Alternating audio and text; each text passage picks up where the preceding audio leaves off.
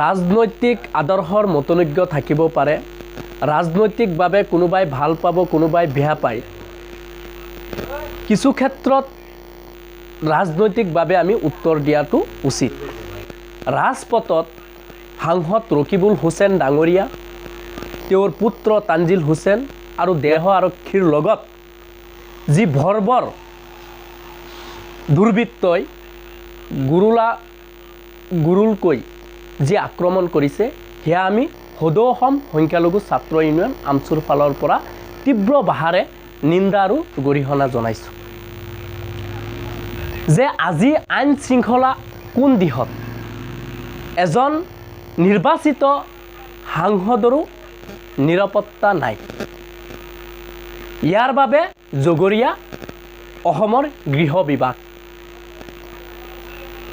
অসমৰ মুখ্যমন্ত্ৰী ডাঙৰীয়া আৰু অসমৰ প্ৰশাসনিক ব্যৱস্থাই কিছু ক্ষেত্ৰত ভূমিকা পালন কৰিছে আৰু তেওঁলোকে কয় যে অসমত আইনৰ শাসন প্ৰতিষ্ঠা হৈছে।